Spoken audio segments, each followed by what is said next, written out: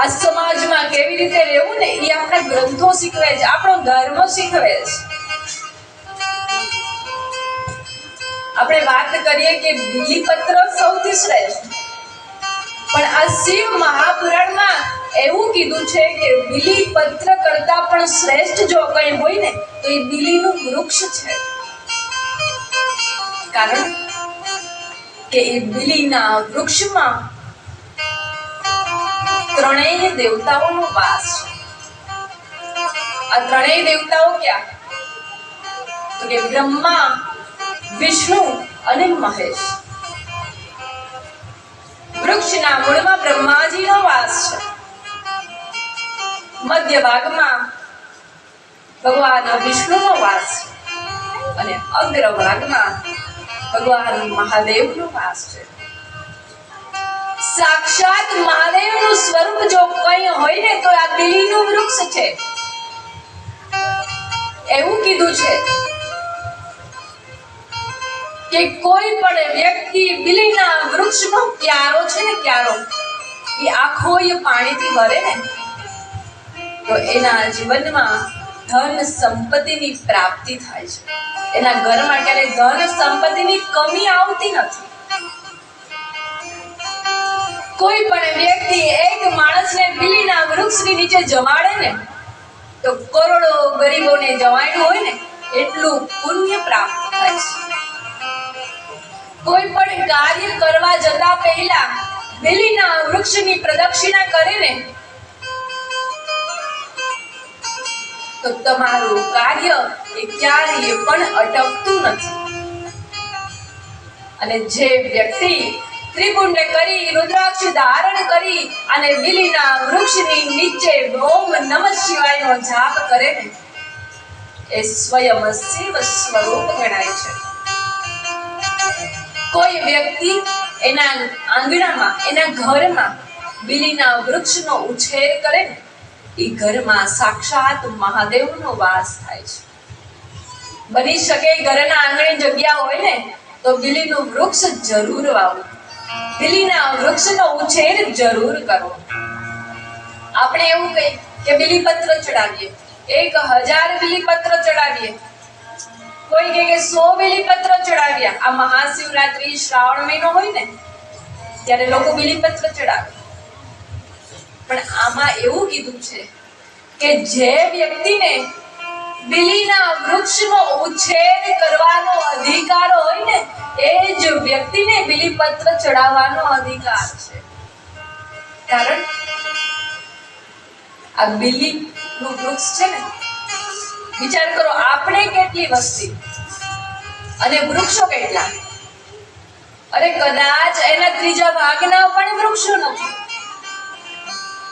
એટલે કીધું કે દરેક વ્યક્તિએ વ્યક્તિ દીઠ ન થાય ને તો કઈ નહીં, પણ ઘર દીઠ કોઈ પણ જગ્યાએ બીલીનું વૃક્ષ વાવવું જોઈએ અને એનો ઉછેર કરવો જોઈએ અને ધ્યાન પણ રાખવું જોઈએ.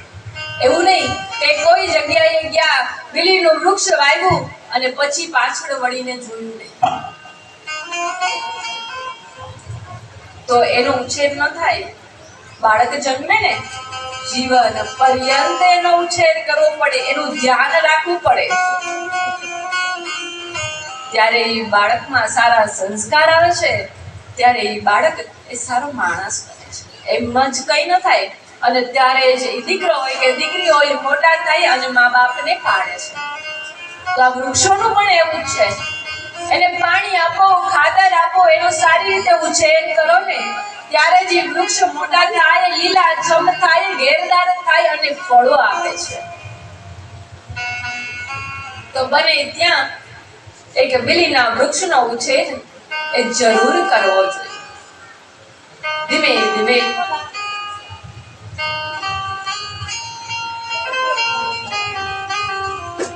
ભગવાન શિવ અને માં પાર્વતી આ સુંદર શિવ કથાનું પાન કરે છે. અને એવા જ સમયે હવે આપણે શરૂઆત કરીએ જે આપણે દ્વાદશ જ્યોતિર્લિંગ બનાવી છે ને, હવે એની કથાને આગળ ધપાવીએ. સુત નામના પુરાણિક વર્ણન કરે છે કે સાંભળો, ભગવાન શિવે દ્વાદશ જ્યોતિર્લિંગ તરીકે સ્વરૂપ ધારણ કર્યા, તો એની પાછળ પણ કંઈક ને કંઈક કારણ હતું. મેં કીધું કે કારણ વગર કંઈ પણ થવું શક્ય છે જ નહીં. છે નહીં. દરેક વાતની પાછળ કારણ હોય અને ત્યારે જ એ કર્મ પૂર્ણ થાય છે. તો દ્વાદશ જ્યોતિર્લિંગની કથાને આગળ ધપાવીએ. જ્યોતિર્લિંગ એટલે શું? જ્યોતિર્લિંગ એટલે જ્યોતિનું એક બિંદુ કે જે ભગવાન શિવ 12 સ્થળોએ સ્થાપિત કર્યું છે. જ્યાં જ્યાં ભગવાનને જરૂર પડી, જ્યાં જ્યાં ભગવાનના ભક્તોએ ભગવાનને યાદ કર્યા ને, ત્યાં ત્યાં દરેક જગ્યાએ ભગવાન શિવે પોતાનું એક સ્વરૂપની સ્થાપના કરી છે અને ભગવાન શિવ ત્યાં સ્થાપિત થયા છે.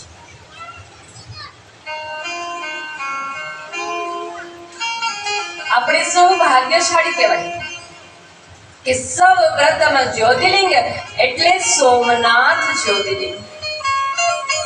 અને સોમનાથ જ્યોતિર્લિંગ એ આ ગુજરાતમાં છે. અને આપણે સોમનાથ દાદાની કૃપામાં, સોમનાથ દાદાના સાનિધ્યમાં વસવાટ કરીએ છીએ અને આવા સુંદર ધર્માંતરણના કાર્યો કરીએ છીએ. કારણ કે જો એની દયા હોય ને તો જ આ કાર્ય થઈ શકે. એની દયા હોય ને તો જ આ લોકો જે બેઠા છે એ શાંતિથી બેસી શકે. તમે વિચાર કરો કે ઘરમાં 4 લોકો રહેતા હોય ને, એની વચ્ચે પણ શાંતિ હોતી નથી. તો આપણે બધા તો દરેક અલગ અલગ ઘરના અલગ અલગ સ્વભાવ ધરાવીએ છીએ, પણ છતાંય એક છાયાની નીચે બેસી અને ભગવાનનું ગુણાનુવાદ કરીએ છીએ. તો એ આપણા માટે ભગવાન શિવની કૃપા કહેવાય. અને આ પ્રયાગરાજમાં ભગવાન શિવ સાક્ષાત વિરાજમાન છે. આ દ્વાદશ જ્યોતિર્લિંગ એ કોઈ સામાન્ય નહીં, ભગવાનની કૃપા જ કહેવાય. બાકી એની કૃપા વગર કંઈ પણ થઈ શકે નહીં. સૌરાષ્ટ્ર દેશે વિશ્વદેતિરમ્યે જ્યોતિર્મયં ચંદ્રકલાવતરં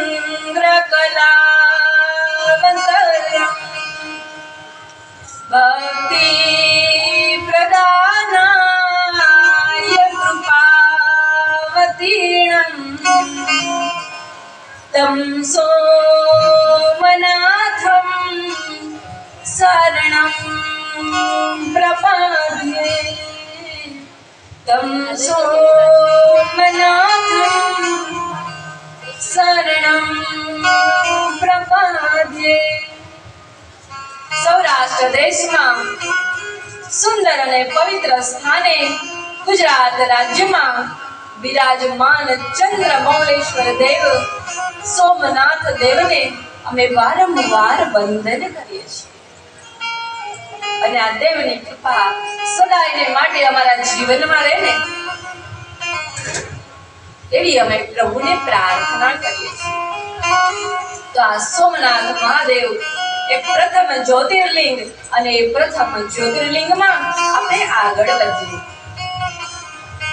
મનુ મહારાજ અને શત્રુપા નામના રાણી, એમને ત્યાં 3 દીકરીઓ, આકૃતિ, દેવહૂતિ અને પ્રસૂતિ. આ પ્રસૂતિ એમના વિવાહ એ રાજા દક્ષ એટલે કે પ્રજાપતિ દક્ષ સાથે કરવામાં આવ્યા. એમની 27 દીકરીઓ એ ચંદ્રને આપવામાં આવી. પ્રજાપતિ દક્ષની 27 દીકરીઓના લગ્ન એ ચંદ્ર સાથે કરવામાં આવ્યા. ધીમે ધીમે સમય વીતે છે. 27 દીકરીઓ અને ચંદ્ર પોતાના સ્થાને વસવાટ કરે છે. પરંતુ આ ચંદ્ર હતો ને, ત્યાં રાણીઓમાં ભેદભાવ કરતો. કેવો ભેદભાવ? તો એ 27 રાણીઓમાંથી એક રોહિણી નામની રાણી હતી ને, એને ખૂબ પ્રેમ કર્યો અને બીજી રાણીઓ સાથે ભેદભાવ રાખે. અરે જ્યારે ઘરમાં કઈ વાંધો હોય ને તો દીકરી સૌપ્રથમ વાત કોને કરે? તો એના પિતાને કરે. દીકરીઓ આવે અને દક્ષને વાત કરે છે કે પિતાશ્રી, આ ચંદ્ર છે ને, આ તમારા જમાય છે ને, એ અમારી સાથે ભેદભાવ કરે છે. એ માત્ર રોહિણીને પ્રેમ કરે અને અમને બોલાવતો નથી. દક્ષ આવે, ચંદ્રને સમજાવે, થોડા દિવસ બરાબર ચાલે, ફરી પાછું હતું એનું એ જ રહે. ધીમે ધીમે સમય વીતો, દીકરીઓ ફરી પિતાને ફરિયાદ કરે છે. એક દિવસનો સમય, દક્ષ આવે ક્રોધિત થઈ અને ચંદ્રને શ્રાપ આપે છે કે સાંભળ ચંદ્ર, તને તારા તેજનું અભિમાન છે ને, જ્યાં હું તને શ્રાપ આપું છું કે તારું તેજ ક્ષીણ બની જશે, તને ક્ષય નામનો રોગ થશે. અને ચંદ્રને ક્ષય નામનો રોગ થયો. અને જ્યારે આ સાંભળ્યું ને, ચંદ્ર થર ધ્રુજવા લાગ્યો. પ્રાર્થના કરે છે કે નહીં પ્રભુ, આવો શ્રાપ ન આપો, મને મુક્ત કરો શ્રાપમાંથી. પણ એક વાર શ્રાપ આપી દેવાય ને, પછી એ શ્રાપ સંપૂર્ણ રીતે પાછો લઈ શકાતો નથી. અનેક દેવી દેવતાઓ સાથે મળ્યા. નારદજી પધાર્યા. દરેકને પૂછે છે કે મને કોઈએ આ શ્રાપમાંથી છૂટવા માટેનું નિવારણ બતાવો. એવા સમયે બ્રહ્માજી આવે અને કહે છે કે સાંભળ, આ શ્રાપમાંથી છૂટવું હોય ને તો માત્ર અને માત્ર એક જ ઉપાય છે. ચંદ્ર કહે છે કે મને ઉપાય કયો. દરેક રીતે હું ભગવાનનું ભજન કરી, સંકીર્તન કરી અને ભગવાનને પ્રસન્ન કરી અને શ્રાપમાંથી મુક્ત બનીશ.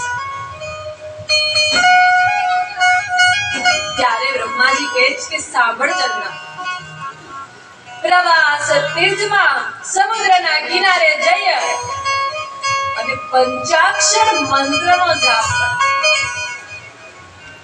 પંચાક્ષર મંત્રનો જાપ કરીશ ને એટલે ભગવાન મહાદેવની તારા ઉપર કૃપા થશે. અને જ્યારે ભગવાન શિવ પ્રસન્ન થાય ને, વરદાન માંગવા કે ને, એટલે વરદાન માંગી લેજે કે આ શ્રાપમાંથી મુક્ત થાવ.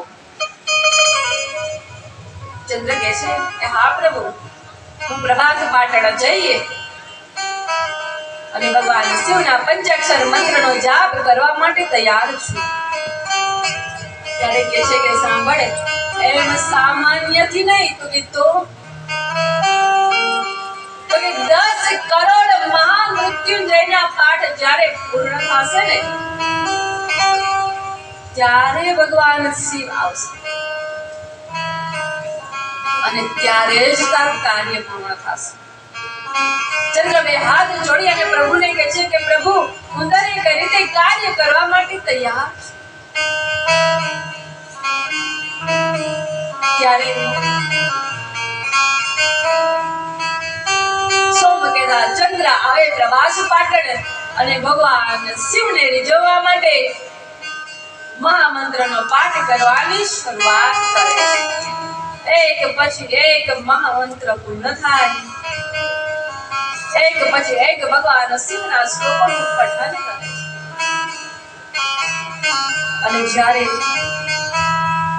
10 કરોડ મહામંત્ર પૂર્ણ થાય એટલે સ્વયં કૈલાસના અધિપતિ, 4 બ્રહ્માંડના નાથ મહાદેવ આ ચંદ્રની સમક્ષ પોતાનું સ્વયં સ્વરૂપ ધારણ કરી અને ચંદ્રને કહે છે કે માંગ વત્સ માંગ. અરે ભાઈ, આટલું કપરું તપ કર્યું છે ને, હું તારા ઉપર પ્રસન્ન થયો. ત્યારે આ ચંદ્ર હતો ને, એ કહે છે કે પ્રભુ, મેં જે કાર્ય માટે વ્રત કર્યું હતું ને, જે કાર્ય માટે આ તપ કર્યું હતું ને, એ તો ઠીક છે.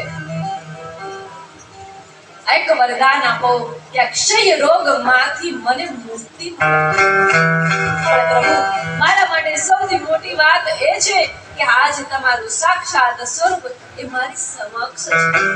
પ્રભુ મારું જીવન ધન્ય છે કે આ મહાદેવના સ્વરૂપનું આ દિગંબર નાથના આજ મેં દર્શન કર્યા.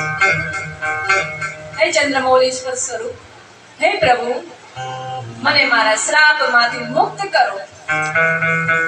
ત્યારે ભગવાન શિવ કહે છે કે સાંભળ ચંદ્ર, શ્રાપ આપે ને તો સંપૂર્ણ રીતે મુક્ત ન થાય, પણ તારા ઉપર હું કૃપા કરું છું.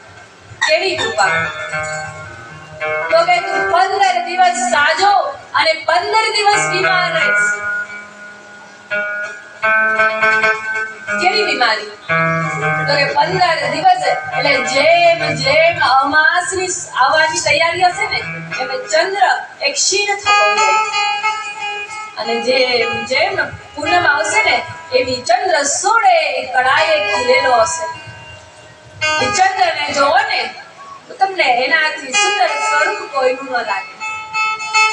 આ ભગવાન મહાદેવે ચંદ્ર ઉપર કૃપા કરી અને ત્યાર પછી દેવોએ પ્રાર્થના કરી કે હે પ્રભુ, આજે આ સુંદર સ્વરૂપ અહીં ધારણ કર્યું છે ને, તો તમારા આ સ્વરૂપને અહીં બિરાજમાન કરો.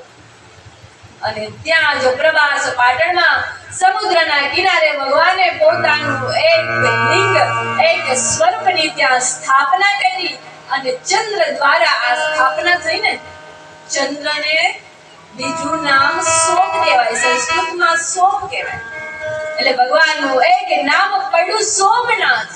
બોલીએ સોમનાથ મહાદેવની જય. ભગવાન શિવ છે ને કૃપાળુ છે, દયાવંત છે. એનું આરતી અને પૂજન કરવા માત્રથી જ જીવનમાં સુખ અને શાંતિની પ્રાપ્તિ થાય. અરે જીવનમાં સંપન્નતાની પ્રાપ્તિ કરાવનાર